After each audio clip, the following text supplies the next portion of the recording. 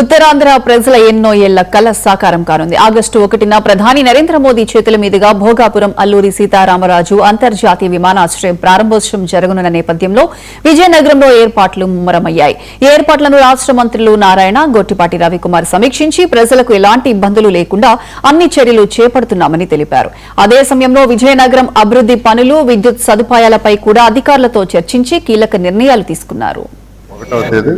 గౌరవులైన భారత ప్రధాని మోడీ గారి చేతుల మీద ఇనాగ్రేషన్ ఇవ్వకుండా దానికి అన్ని ఏర్పాట్లు ప్రభుత్వం ఏర్పాటు చేసింది.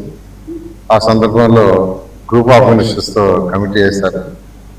ఆ కమిటీలో ఉన్న గ్రూప్ ఆఫ్ మినిస్టర్స్ మేము అక్కడ ఉన్న లోకల్గా ఉన్న ఎమ్మెల్యేలతో వాళ్ళందరినీ కలిసి ఏర్పాటు విషయం చర్చిస్తూ, ఎందుకంటే దాదాపు 3,20,000 పైగా ప్రజలు వస్తారని ఎక్స్పెక్ట్ చేస్తున్నారు.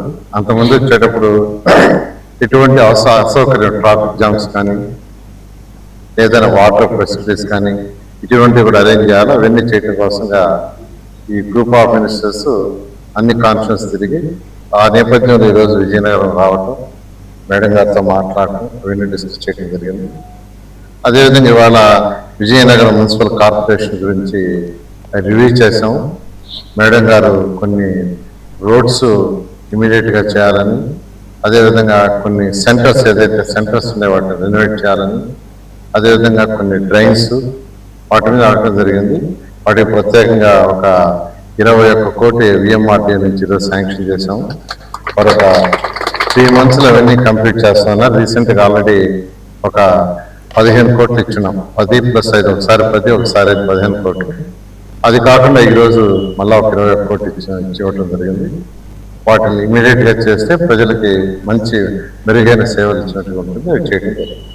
1వ తేదీ ప్రధానమంత్రి గారు వస్తున్నారు, అట్లనే ముఖ్యమంత్రి గారు, కూటమి నాయకులు పవన్ కళ్యాణ్ గారు అందరూ కూడా వస్తూ ఉన్నారు.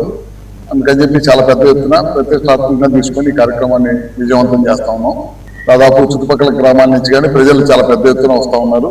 వాళ్ళందరినీ ఏ విధంగా మీటింగ్ రావాలి, తగిన జాగ్రత్తలు తీసుకోవడం కోసం నేను పెద్దల నారాయణ గారు, మినిస్టర్ గారు ఇక్కడికి వచ్చి ఎమ్మెల్యే గారితో మాట్లాడి, ఎందుకంటే ప్రజలందరూ కూడా వస్తారు కాబట్టి వాళ్ళందరూ కూడా సురక్షితంగా మళ్ళీ వాళ్ళ ఇళ్ళకి చేర్చాలి, వాళ్ళకి ఏదైనా ఇబ్బంది జరగకూడదనే ఉద్దేశంతో మేము అన్ని కాన్స్టిట్యున్సీలు తిరుగుతా ఉన్నాం.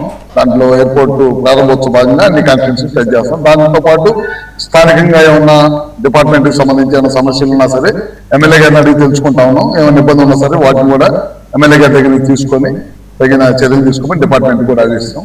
ఇక్కడ ఎమ్మెల్యే